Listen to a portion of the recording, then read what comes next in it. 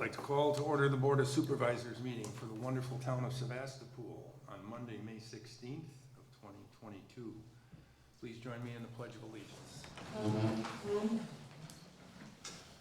pledge allegiance to the flag of the United States of America and to the republic for which it stands, one nation, under God, indivisible, with liberty and justice for all. Thank you. Roll call. See if anybody slipped away in between our last meeting. Chairman Dan Wolfel. Oh, still here. Supervisor Jeannie Vogel. Here. Supervisor Derek Daniel. Here. Supervisor Linda Waite. Here. Supervisor Mark Hain. Here. All right. Got a chance for those in the audience to introduce themselves. Why don't we start over there? Carrie Nellis, Town of Sevastopol. Greg Nellis, Town of Sevastopol. Oh, welcome. Hugh Zettel, Town of Sevastopol. Adam Drossart, Saratoga Springs, Utah. Jordan Rule, Green Bay. There you go. Well, thank you and welcome to our meeting. First thing on our agenda is public participation, so if there's somebody here that would like to speak for a few minutes, we will gladly give you the floor. Anyone wishing to do so? Perhaps you might like to do that, Adam? Perhaps I wouldn't, but I will. Sure. Just take a minute. And Adam, for the benefit of those who haven't met him earlier, is the gentleman that purchased the infamous and fun-loving Muscat property, which is now known as Pioneer Corner. Pioneer Corner. We could So- rename it Clipper Corner if you'd prefer, but I thought Pioneer Corner might be better. I vote no. We're not voting tonight. Oh, okay. So, Sure. So I just wanted to stop in town, and I thought I would just, meet everyone kind of face to face. I've got an application in with the county right now for rezoning. I believe that rezoning is consistent with intended land use identified by the county as well as the town plan. So we're gonna try and get some commercial rezoning along with a little bit of small estate in the back, and we can dive into that when you guys get the application. But I just wanted to make sure that all of you know that I'm approachable. If anyone has any questions along the way, would like some of the concept plans. I've engaged with Bodwin locally to complete the engineering on it. And I think we're gonna come up with something that's attractive for the area. We're really concerned about safety, as I know everyone else is. So that's our number one concern in design of this. Just so that everyone knows, I'm also the guy who built was a Century 21 building right across the street, kind of next to Grandma Tommy's. We built that with Steve Lobenstein probably a little over 15 years ago now. So we're gonna look at doing something somewhat consistent with that look, feel, the scope of that sort of a development on this land as well. So. good. I have talked with Adam as well as Steve, as well as the DOT, and I think you're all pretty much aware of that. As they work through the issues of driveway accessibility and frontage road.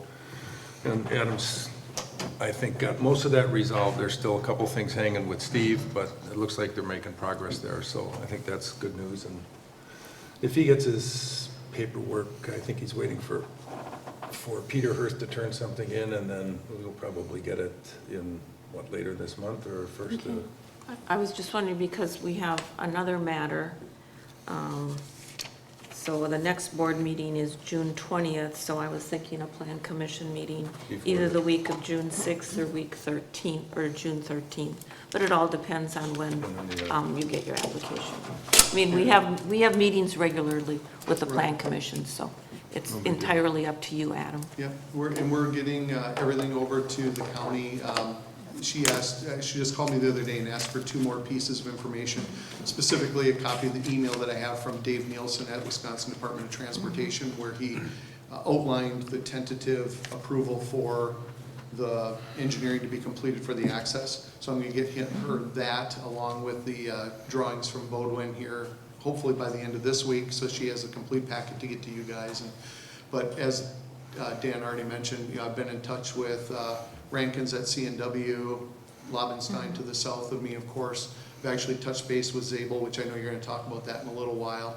Also on the northeast corner, Mike Polish has been involved. In fact, Mike, I've let him, he's out there literally tilling the field tonight, turning over soil. So I'm working with all the landowners there, I think, quite well on maintaining the integrity of that corridor. But if anyone has any questions, again, feel free to pick up a phone, give me a call, send me an email.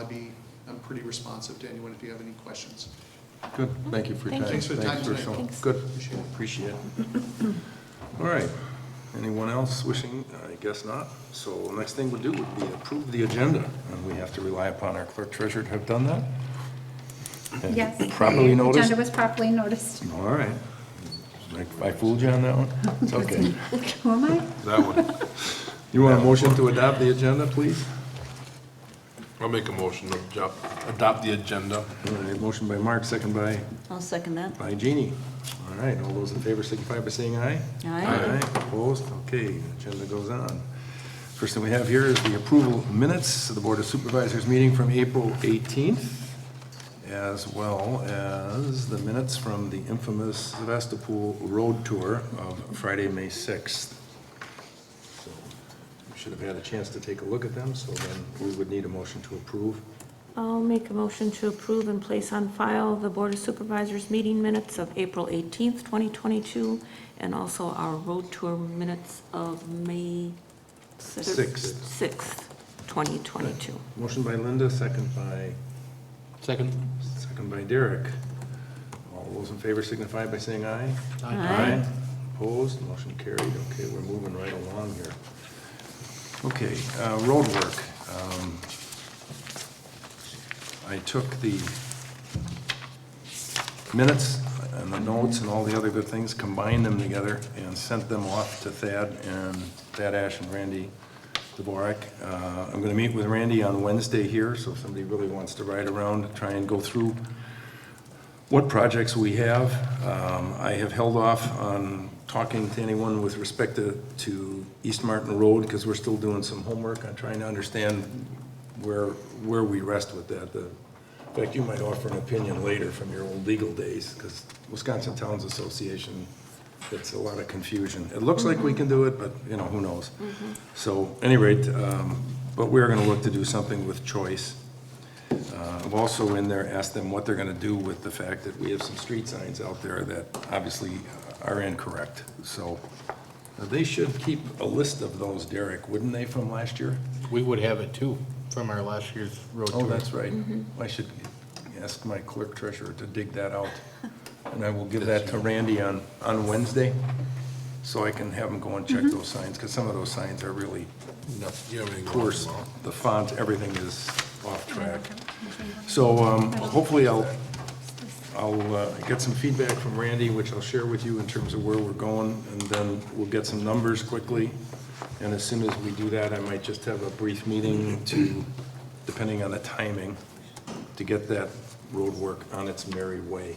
Any questions on any of that? So you're going to tour with Randy Dvorak on Wednesday, Yep. and then he's going to come up with some estimates. Correct, him and that. And so I just want to go through, like Dunn Road, where we were at there, what we're thinking about for Rip Road, why I've given them both to the culvert, down to Weber, down to Brower, I think. So I want to just go through those things with him, talk about some of these other areas that I'd like him to touch on, and then they'll give us some numbers back. I think they're up on Washington Island this month, paving. Right? That's what I'd heard. So depending on, I don't know where we fit in the schedule, but I'll try and get some information from him and then communicate it back to you. And depending on the timing, we'll either try a special meeting or we'll delay it to our normal meeting. Are you going to talk to him about the Whitefish boat launch at the same time? I've already talked to him about that, He and said, last time I saw him a week ago, he said he was still waiting for the phone call from you waiting for the phone call from me for what? to get back together on it, because the last thing he got from you was in the spring, you were gonna give him a call back to see. Oh, no, I got Randy's email, that's not, Or email, yeah, that's whatever. no, he's supposed to call me when they were gonna start construction That's of the kind of what I concrete. said to him. Well, I'll square that away on Wednesday, because I've got written proof. Well, good. So, yeah, because they have to do they were gonna start the concrete ahead of the paving because they're on Washington Island, so. Well, I will find out this week, so we'll know what's up. Okay, the tennis court reconstruction. I put that on the agenda not knowing whether it'd have an update or not. But as it turned out, this afternoon, I guess, or this morning, This afternoon. Northeast Asphalt, who was the prime bidding person, came in with a bid. They actually turned that document in, and you should have a copy of it on your desk. So we basically took that project from converting all 3 tennis courts down to converting 2, and actually redoing 1 tennis court as a dedicated tennis court, and then creating 2 dedicated pickleball courts. But the tennis court would also be striped for the use with portable nets. So there would be, in effect, 4 pickleball courts if somebody wanted to play and there was no one using the tennis court. But the tennis court will also be available. When I started this project 3 years ago, it was $125,000.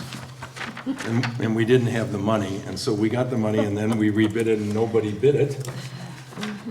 And so I waited 6 months, and I bid it again, and then the bid came back at $305,000. So it was just a slight increase over what we expected. So I went back and redid it by reducing the size of the project, and now what you see in front of you is a bid for $211,035. So the way that this has worked is we have accumulated money in our budget, roughly right around, my clerk treasurer helped me, 138, 140. 130,000, I think. Yes. It's a little more than that. A part of which is a donation from an unnamed source. And the remaining money to get this completed is going to come through a loan from the state. The Board of Land Trust Commissioners, I believe, is their actual title. It's floating around here somewhere. Board of Land Commissioners. Pardon me? Board of Land, or Bureau of Land Commissioners. or Bureau of Land Commissioners, what, okay. And what we'll more than likely do is take out an approximate loan of around $100,000. And we'll set it up for the length of time that it's repaid through the Door County Tourism Zone Commission dollars.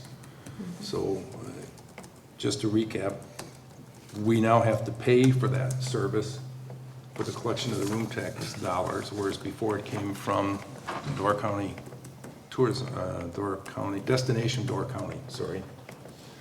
But under the new provisions and the increase in the room tax, they will give us that money back for things that promote tourism. And so roughly right, I'm envisioning we'll borrow approximately $100,000. We'll take that out over 10 years. The payment will be roughly $20,000, which happens to be what our bill will be from the Tourism Zone Commission. And you haven't seen it, but it might be in the packet. Their anticipated bill for this year is $20,839. So in June of '23, we would get a rebate back from the Destination Door County of $20,839. So basically paying for that loan for the construction of the courts. So depending on your mood, I'd like to try and move ahead with this project. With the interest. I mean, Sure. Do we get to see like what the interest rate and all that is Oh, I and have- the terms? Or haven't we gotten that far yet? Yeah, we haven't, actually, it's, That would require, We No, have no, gotten that far. it's in there. it's in here? No, I don't think It's it's in in where? there. It's not in Oh, the it's not in Oh, it's not in the there. packet? You got it. Oh, I got it, I'm sorry, I got it, I didn't bring it. Okay. It's roughly 4%. And I'm then sorry, what? It's roughly 4%, and then it goes up to 4.5, depending on the length of the loan. Correct. All right, and you said a 10-year loan at 20,000 Payback. annual payments? Roughly Plus right. interest? Yeah, I mean, I'll have all that laid out before Okay. before I go ahead and anything. I just wanted to know that you were in support of getting this thing verbally going so I can get it off and get it started. So, and I'll have all the stuff, I'll bring all of the stuff back for the June meeting. And are you thinking, so we have a base proposal of $211,035 on page 1. Right. And you're thinking of adding to that the $42,650 on page 2. to finish off the tennis and pickleball. So we're looking at a total of, I'll say 255,000 roughly. No, that's correct. I want to refine all of the dollars and figure out exactly where we're at, so I don't end up having us pay out of pocket. So depending on what number it ends up being, we might take it for 11 years or 12 years or 9 years or something. The alternate bid number one, Linda's for the basketball court. Yes, this is for the basketball court, but it's the Well, same it says specific. to add to base bid, so this does. is the base bid. Yeah, but I'm just saying that's the. It's to basketball reconstruct court. the basketball court. The same spec specs. as the tennis pickleball courts. Okay, but it would be adaptable to pickleball. No, that would strictly be the tennis, or excuse me. That'll be on the strictly alternate So the we bid. have one dedicated, we have two dedicated pickleball No, courts. well, No, one tennis, one pickleball. Isn't that what you said? no, you have. Well, you have said I was one- putting lines on the tennis. You have one court. dedicated tennis Tennis court. court, right. Okay, and then that tennis court will be lined, Right. so you can put up a portable net on each side. So Right. that would give you two More. Yeah. temporary. Then you have two dedicated pickleball courts. Okay, Right, So you have a total of 4 if you want. got it.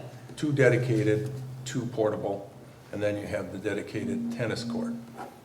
Now, Okay, well- the basketball court, where the 2 hoops are, Mm-hmm. we would pull that and repave that. And it wouldn't be a basketball court No, anymore? no, it would be. We would Yeah. pull them, put Yeah, in maybe new, we would want a basketball.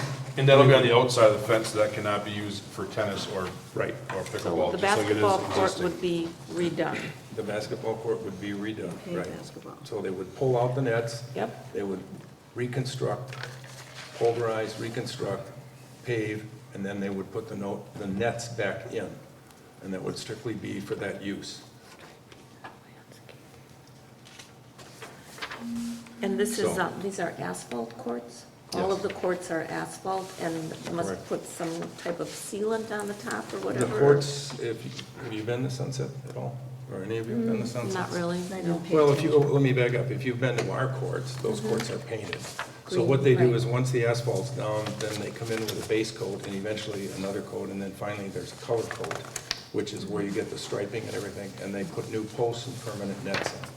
So I think that, I have not seen a breakout on this one, but last time the painting alone was, and the nets were $50,000. Right.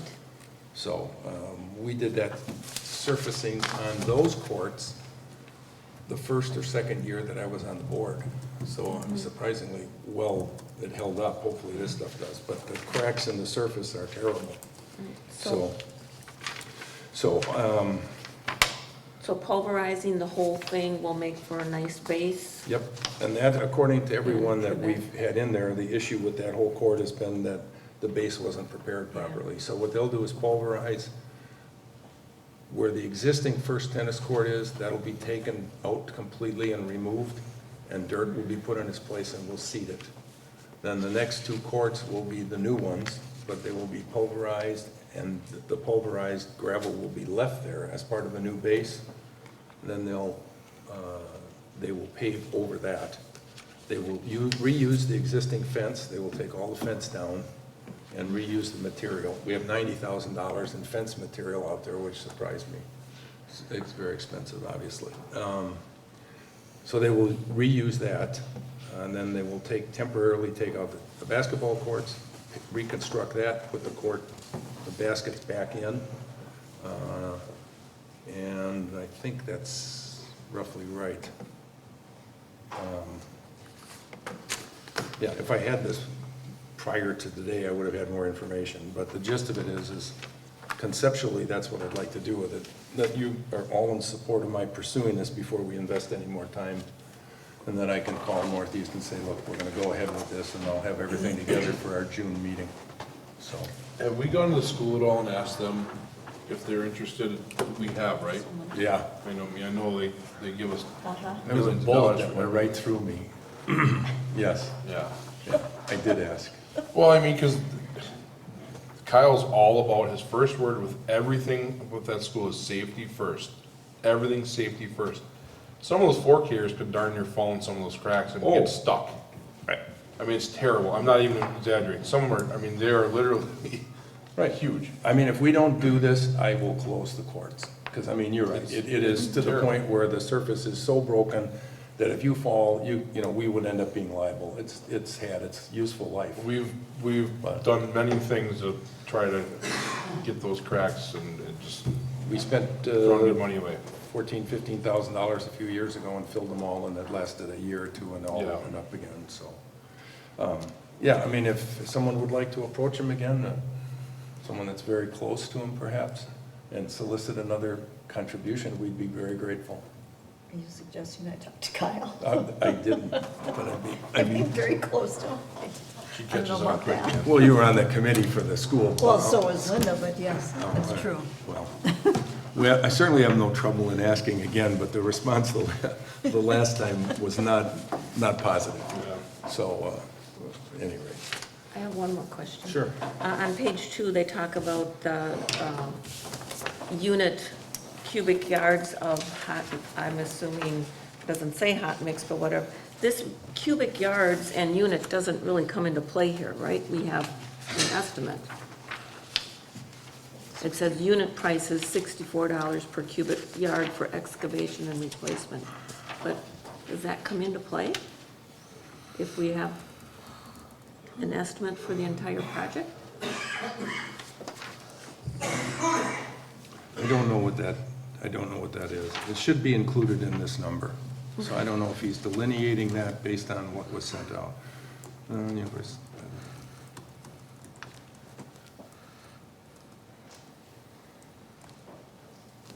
Well, we better find out if that's an additional charge. Yeah, I will find all of that out. I wonder if he's saying, That's the size of the courts that they're gonna redo, divided by the cost of the total, so, So it's already incorporated into that number? yeah, I can't envision why we would turn around and do that. Unless the only other thing is, from the first iteration to the second, instead of them doing the final seeding of the grass areas, I said we would do that. They would have it rough graded, and then we'd have our employees seed it. So maybe he's implying that, but that'll all be laid out before we, go forward. And are we planning to do the armor cover coat too? I'm not Is it sure worth about that the much? armor. That is something that the designer who did the spec is recommending, so I had him put it in there. Yeah. So it's a sealer that's supposed to help prevent cracking, so we'll see what happens. I want to sit down, now that we know what we have, figure out all of the dollars and cents that we have in our budget, what we have from donations, and then put that together with where the payments would be, and then come back with some final number, so, Mr. Chairman, yeah. I'd like to make a suggestion. We're improving the community so much. Have you thought of putting a very large sign up, because this will probably take months to do, I imagine, or at least take some time. A large sign up that says, Sevastopol is improving its community, or something that's self-publishing. Why not? Let people know, right on this highway, I'll put a perfect location for that, as well as our town sign too, but a big painted sign can't cost too much. And it'll also answer questions, what's happening over there, and that would say, we're adding this, we're doing this, we're upgrading this, your tax dollars at work. We could do that, we also, The newsletter is also part of, we put on newsletter every week. right, it's been in there too, but we could also think about doing something with the, we do own a billboard, Yeah. so we could put it on our billboard too. Well, it's a good idea, we'll take a look at it and see. FLS, we have, they do banners of that size. What did we typically spend for a park banner, any idea, Mark? That was many years ago. Yeah. It was like 2.25, I believe, for the 5x7. Okay, well, we'll see. It's not, it's, 3x5. it might be worth pursuing further, so. Okay, anyone else have any questions? All right, I will bring this whole thing back with all the detail for our June meeting. would they be able to get it done this year? That was the caveat. I assume that's the case, but I did not get a chance to talk to him. I know that the original bid that we had a few months back, that one person that was gonna do the painting could not do it this year. And I noticed their name's not on this one, so I'm assuming he's got someone else that'll do the actual surface prep. That's the Munson. Yeah, so I'm guessing that's the change. Okay, the other item here that I have is a letter from Eric Zabel that he had sent to the town asking to be put on the meeting agenda. I called Eric directly. I didn't feel that it was appropriate that we have him come to the meeting, given how much discussion we have had on this particular item. I did tell him that it was a DOT decision, not ours, that the access off 4257 was closed and graded, and that his issue really comes down to working with the DOT if he thinks there's something there. I also expressed to him that, and I know he knows this because of Steve's conversations, that Steve does not want to give him or grant him access across his property. And I know there's alternatives that Adam has worked with, or at least discussed a little bit with Mr. Zabel.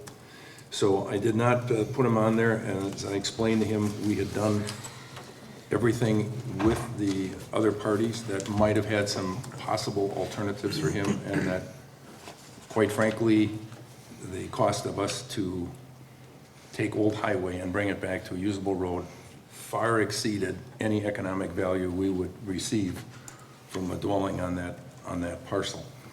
So I have not heard back from him. I offered to talk to him at length, again, if he would like to, but I just wanted to bring you up to speed on where it resides at this time.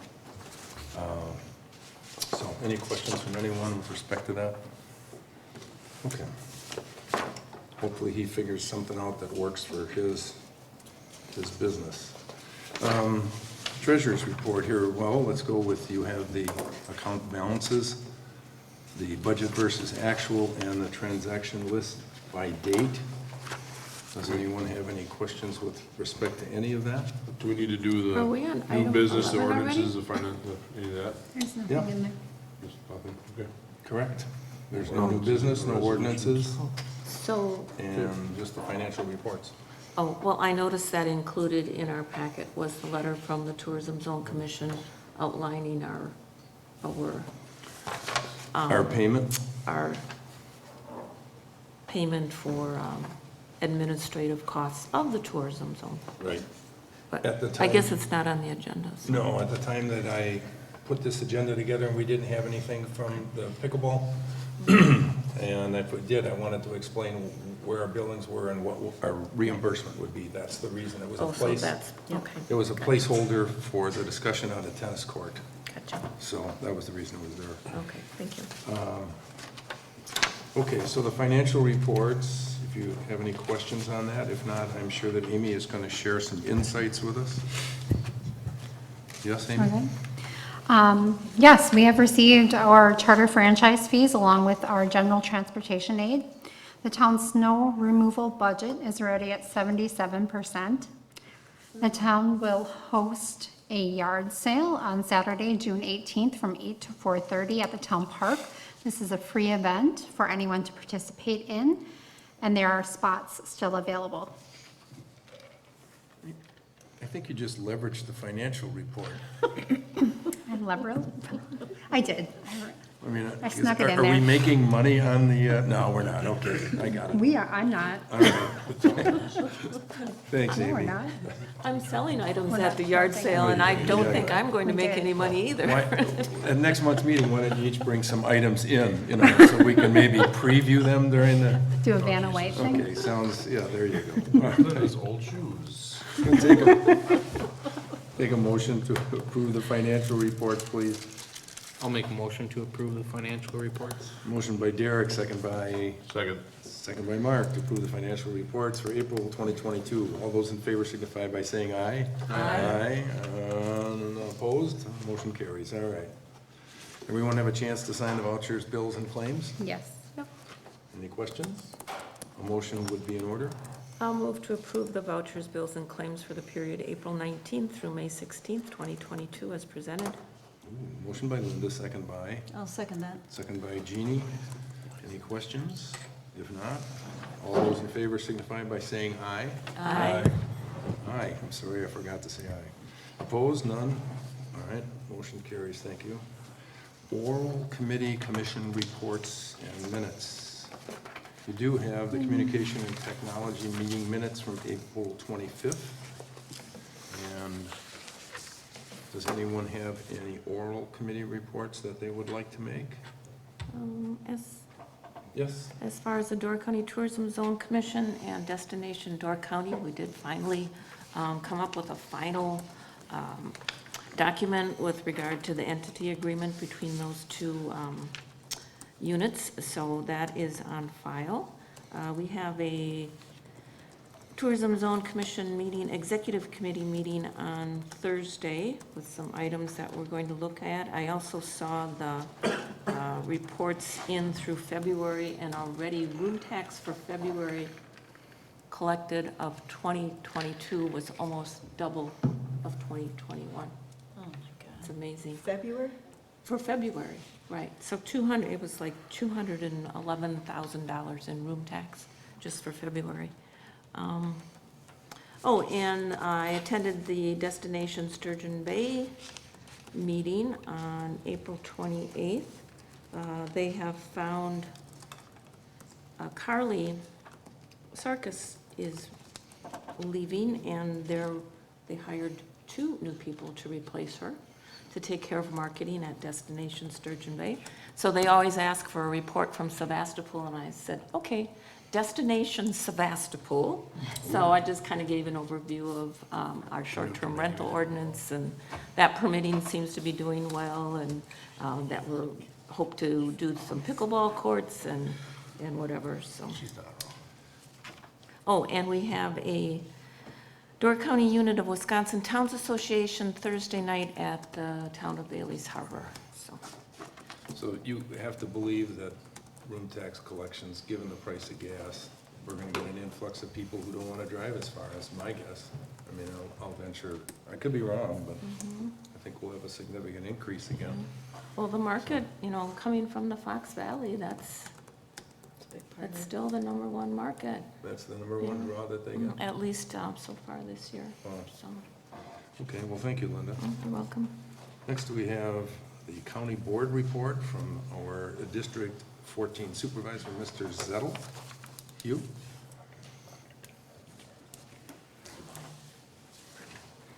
I'll go up to the front. There you go. I sat in the back because usually alphabetical order, you're in the back row. Oh, I'm sorry. Since elementary school, it's been My last name being Wolfle, I understand Yeah. that, so we'll try and move you around.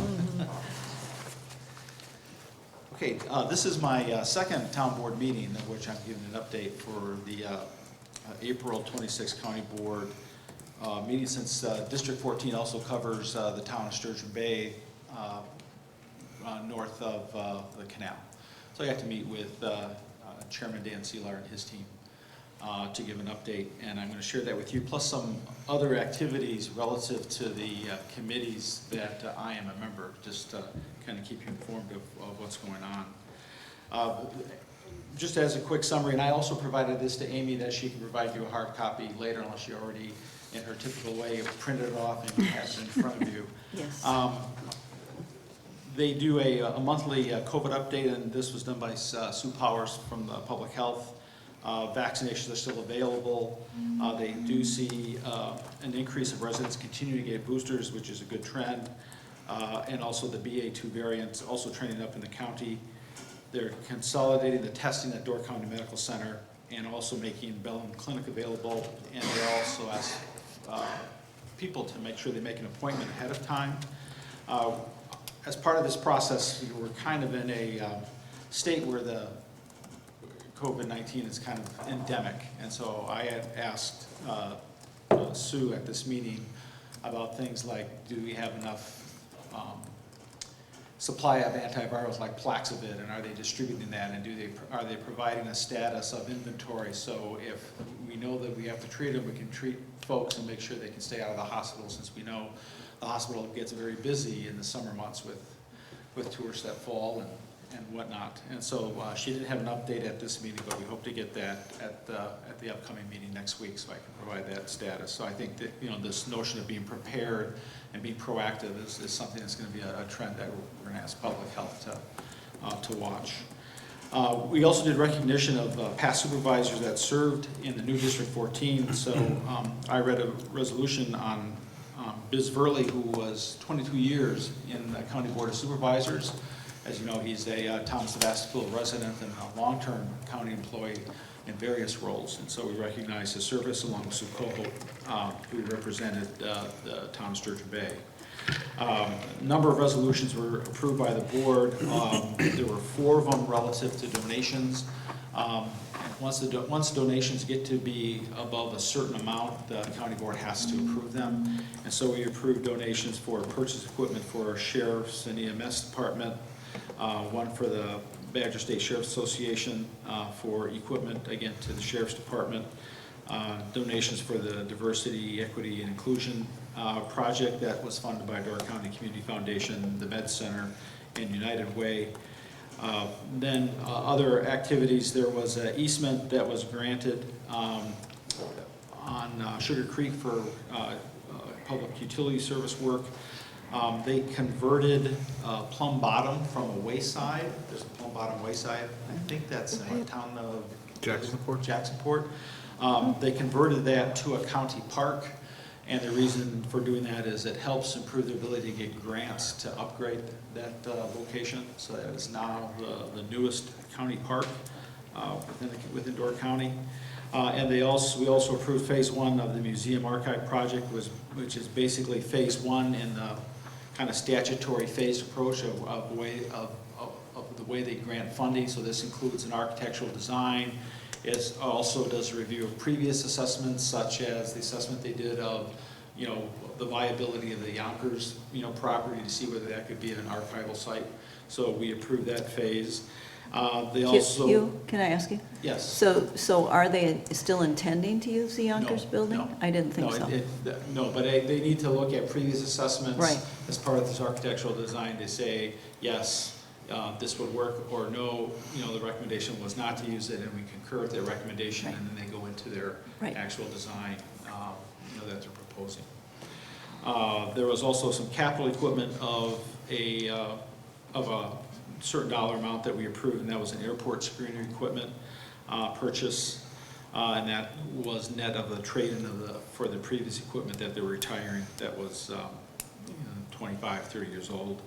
And there was HHS staffing changes that required some budget adjustments and approval for relative to how they do their crisis support roles.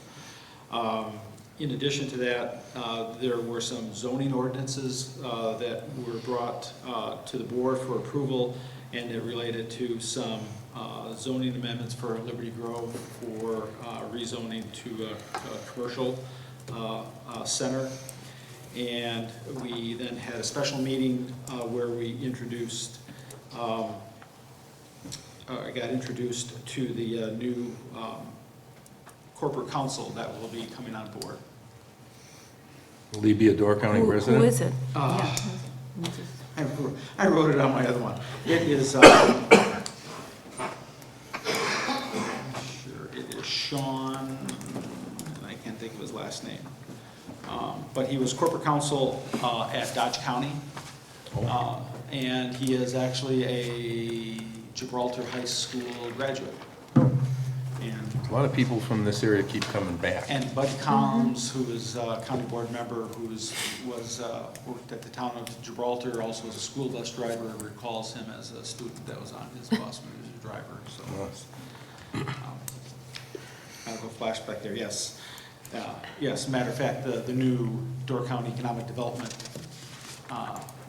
leader, Michelle Laurie, that name should be familiar. If you remember Laurie Oil in Sitco, that is, her husband is Bill Laurie's son. So that's a name from the past that some of us might know from the Sitco oil days. The next meeting is next Tuesday. And with that, I'll go into some of the activities I've been charged with. I am part of the emergency services and sheriff's kind of combined committee that also includes EMS, 911, or 911, excuse me, towers, as well as the emergency medical services director, Aaron's team, which I got a chance to meet and tour the facilities and talk about their challenges. One of them is a coverage gap they have between Sturgeon Bay and Sister Bay. And in their review meeting with them earlier last week, they're going to put in a budget proposal in a capital program to look at adding a station in Jacksonport. There's a kind of a service gap between, you know, Sturgeon Bay's hub, if you will, and Sister Bay's hub.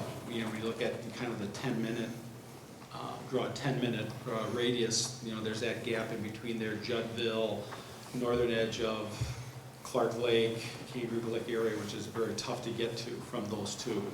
And they've had a lot of success with them building that facility that's with the Bug Fire Department, and that has shortened, you know, response time substantially in the Russell's Union Gardner area.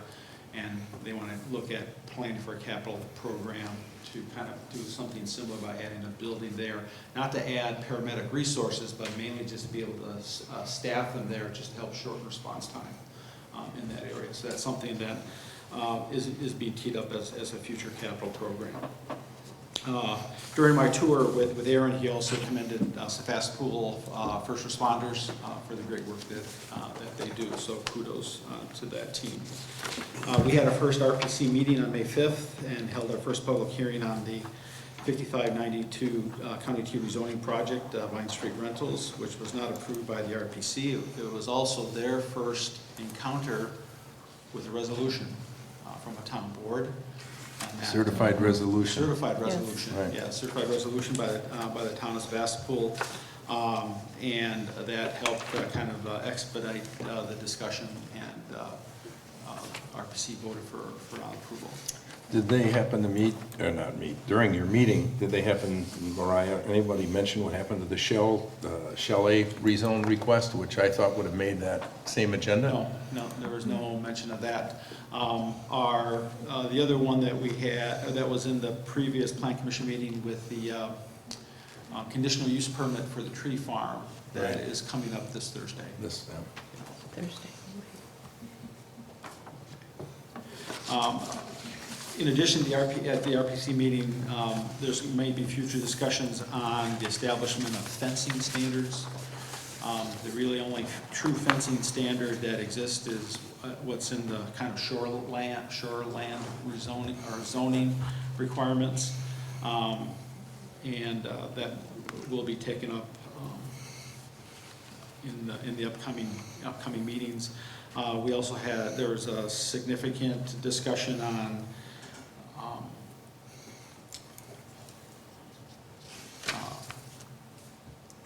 address signs, Fire numbers. and getting E911. yes, and getting them redone, the fire numbers is what I was trying to spit out. And they have kind of that teed up as a capital budget request that also are looking to use some ARPA dollars. But there was kind of mixed feelings on the RPC, and it was kind of a 2-2 vote, which basically failed a motion by Mr. Engelbert to basically, you know, put that in the capital improvement program. So it'll come back once we have our full RPC member slate. A lot of discussion is, does that capital budget request belong in the RPC, or does it belong maybe, say, with the emergency services, Sheriff's Department budget area, you know, because those are the folks that have asked for that. Right now, it's fire numbers are within the RPC, and one of the revelations was it's in their budget to kind of install new fire numbers, And one of the things that we found out was that the county sanitarians are responsible for installing the new ones. So I raised that as a concern, since that's a very skilled resource, being a registered sanitarian, and, you know, I told them I expect to be bringing them concerns about overuse of pouts and certain types of lodging establishments, and that we would really like have our sanitarians working on enforcement. Did they say why they wouldn't just use a county highway department employee or something like that? Or outsource it. If it's new, that can be part of the fee, you can outsource that work, to me. I That's think as interesting. part of the consolidation of different organizations, they just used, you know, resources that they had, but that's something that we'll be bringing back to a discussion to make sure we're using resources properly. Then on last week, we had our first broadband meeting, of which I am the chairperson for. Michelle Laurie, the new economic development leader, she is the co-chair. We identified opportunities for collaboration, including establishment of a blueprint or playbook that municipalities can use to guide them in the process for determining how they would like to deploy or seek broadband deployment in the municipalities. There is an existing FiberNet Door website that's kind of managed by the Door County Economic Development Center, which we're going to look at kind of rebootstrapping, if you will, to kind of be a single storefront for all the various broadband collaboration activities, you know, for the municipalities, whether it's things like the presentation that Kurt Kiefer did that kind of just showed, you know, the cost savings when you look at what might be in your property taxes versus what you might save on internet usage, you know, those sorts of things, including even the contract that they're proposing to do with Ensight to kind of basically make all that information available so that towns can take a look at it. Towns can also see where various grant activities are, and also some work on trying to, you know, standardize surveying work as well as GEIS analyses. There is a plan to have a summit the last week of June. The exact date hasn't been firmed up. It should be done within the next week.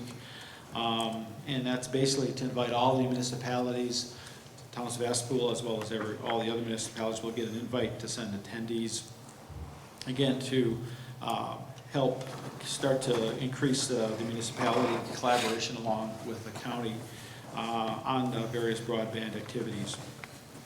The next meeting is June 9th at 10 a.m. And so there's a draft of this blueprint draft that Jess and the team are working on that we'll review, kind of nail down a summit agenda, and then also talk about surveys and how we can kind of optimize that, and also kind of reduce, you know, concerns that have been raised at this first meeting about submitting residents to a lot of surveys du jour. And so we want to make sure that we can use the existing surveys as much as possible. My understanding is that the Finley survey got an extraordinary amount of response, a high response rate that even surprised them when they did the original study. So I'm trying to find out if that survey was done in such a way that we can actually get and pull out municipality data out of that survey, so that we can, you know, kind of see how we can use that to complement data that was done independently by some municipalities, or for those that haven't done it, the fact that, you know, there might be some data that might sway those that are on the fence, or maybe not be interested to kind of see what their constituents, you know, feedback is or desire is to get broadband. So there's some more analytical information going on that route. With that, that's kind of the update of what's going on so far. And if you have any questions, I'd be happy to entertain them. Go right ahead. I thought the estimate from Lang included installation of those new signs, but maybe not. Yes, they had an estimate, and I think there was questions that we asked them to go back and take a look and just see, not only just for the installation, but also questions about could existing signposts be reused. There are also what they call neighborhood signs, with numbers underneath them, and so that, it was unclear how that was going to be managed. Just with this discussion about, how existing resources are being used in the sanitarian department, just, can we look at changing look at the estimate and also look at the strategy for, who could deploy that and kind of outsource that, especially if it's new building, new construction. That's a pretty transparent fee to say, hey, we outsource this is the firm that, does it, they call the digger's hotline and place it in the right of way, and so it's something that you can kind of, wrap a number on that's consistent, and then outsource that, so you're freeing up your county resources to do their proper role. And then, I may have mentioned this to you before, Hugh, but out at the Justice Center, so we have this nice entrance with this natural-looking sign and Door County Justice Center. And then you drive in, and then there's these two 980 homes. modular homes or trailers just before you get to our nice-looking Justice Center off on the right-hand side, the southern side. I don't know who decided that that was the right placement, but it's the first things that you see when you drive in. Could you at least do some landscaping or something? Or I don't know if that was just, okay, this is the most convenient spot where we can keep an eye on the residents. I'm not sure, but Well, the county is. it looks, They changed the law a number of years ago and it required that any 980 people had to come back to the county they came from. right, And yeah, that- I understand that, And but, that required them to find eligible places, and they couldn't get any, so they ended up putting it on county property. But I agree with you. It The only looks- good news is they get a lot of police. well, they're not gonna get away with anything, because they're Yeah. right out in the open, but But it is maybe bad. put some landscaping or tree planting or something in the budget, because. I'll ask it- Lori if that's under her purview to make sure it's, properly landscaped. Oh, yeah, it's, Well, even the location was surprising. It was a huge piece of property. Isn't It- there? right. Couldn't it have Yeah, I think been there's put like back a 80 little bit? acres or I mean, something. it's just Anyway, strange. it could have been put behind the municipal building. Well, it's Yeah, I just know. not right out there on. are they you. movable, or are they on a I foundation? have no idea. I've only made one trip out there, and that was just actually today to meet with, Oh, Dan Kane from the, Emergency services. We might want to ask for a tour of the house when you're out there next time. Actually, I'm meeting Sheriff Sturgeon next Monday, so Oh, there you go. maybe I can All ask her right. about that. Any other questions for you? All right, thank you much, I Thank appreciate you. it. All right, Derek had, sorry. Oh, sorry, I'm looking at the wrong Derek. sorry, Go ahead. Sorry, I just have a quick question for you. So that thing, for Jacksonport, the, Bottom? no, the Wayside, the new, the the EMS EMS substation. okay, is that set in No, Jacksonport no, or? no. Oh, it's, again, it's a proposal, it would be located in Jacksonport, adjacent, I believe, to their existing fire station. Okay, because, I mean, is there a way that maybe the northern part of town of Sevastopol could maybe, are we too centralized located and could we try and get? No, we're well within the Sturgeon Bay radius for response times. And on the northern edge of Clark Lakes, that's where that would benefit, that location. So we're Okay. well within, I believe even the fire department, most of their response times when they reported were in the 8 to 9 minute range for all their calls when they summarized that at the annual meeting. And I believe in the discussions I had with Aaron, most of the response times in the Sevastopol were all in the, for the EMS was all in the 7 to 8 minute range. And then he had a response time too that included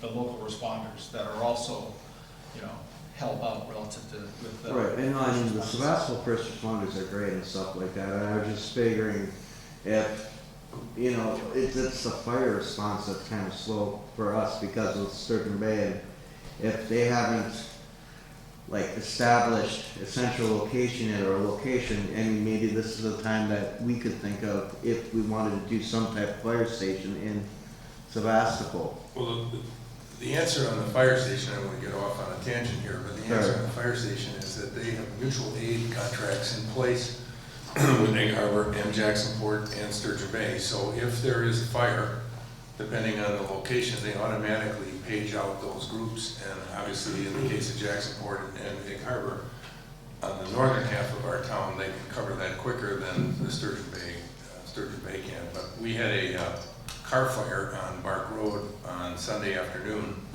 and the fire truck showed up 14 minutes, because I got the phone call, and they showed up 14 minutes after the call had been placed to the station. So I thought that was pretty good.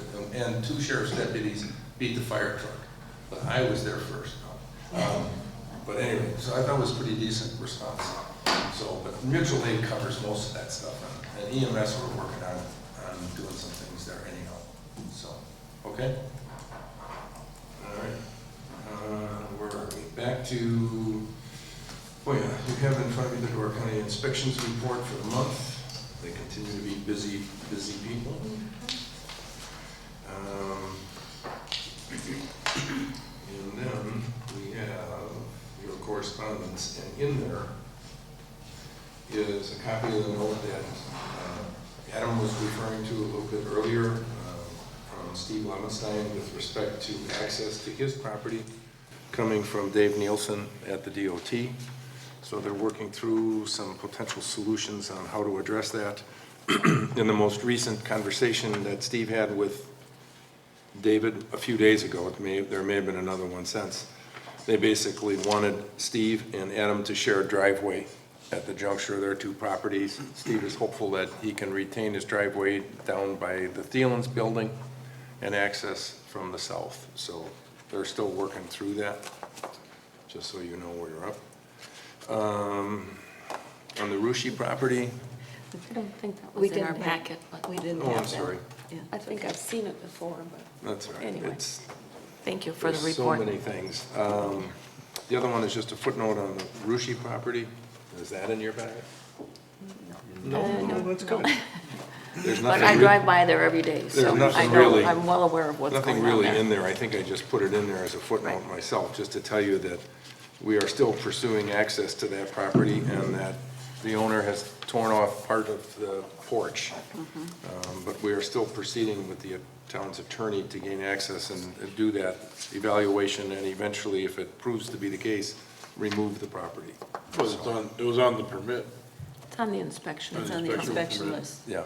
Yeah. But he hasn't physically gone there to do it because there was an issue with access.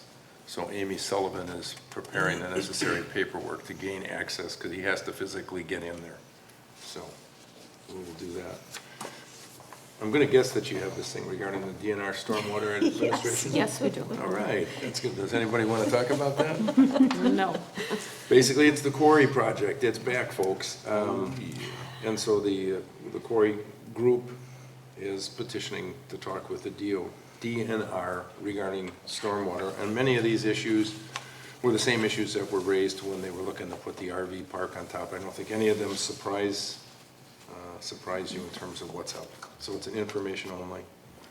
Then just a quick note from the Door Property Owners Association saying that once again they had their annual spring cleanup and that they cleaned up Bay Shore Drive. And they thank the county for picking up all the stuff. And then a note from the Door County Coastal Byways, just acknowledging our sponsorship of their efforts to improve their website, the website redesign. And Amy, for the life of me, I have this in my packet, and I do not know what the $966 payment was for. Personal property aid. Personal property, I would have guessed at that, thank you. Yep. What is personal property aid? Do you have a clue? Personal property aid is what we get from the state of Wisconsin for our stuff, right?